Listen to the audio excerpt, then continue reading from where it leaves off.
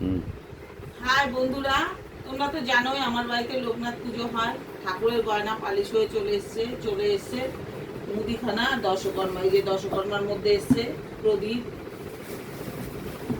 আর যত কিছু লাগে পুজোর সমস্ত কিছু, ঘর থেকে শুরু করে আর সমস্ত কিছু এর মধ্যে আছে।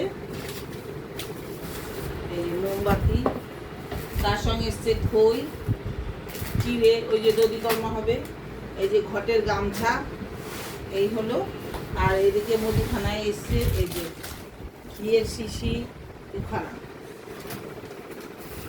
এই যে এখানে আছে চাল ডাল, এখানে চিনি, এখানে বাতাসা, আর এটা হলো মিষ্টি। মিষ্টি দিয়ে পায়েস হবে, মিষ্টি দিয়ে পায়েস করলে টেস্ট হয়। এখানে শুকনো লঙ্কা, এখানে কাজু কিশমিশ পাঁচফোড়ন, এই যে সব কিছু ময়দা দিয়ে লুচি হবে, এই তেল সব কিছু চলে এসেছে। এবার শুধু সবজি আর ফল বাজারটা বাকি আছে। এটাও তোমাদের সঙ্গে শেয়ার করবো, কী কী ফল সবজি লাগে লোকনাথ পুজোতে তোমাদের দেখাবো। চলো, কেমন হয়েছে, সব ঠিকঠাক হয়েছে নাকি অবশ্যই কমেন্টে জানিও। এখন হয়েছে।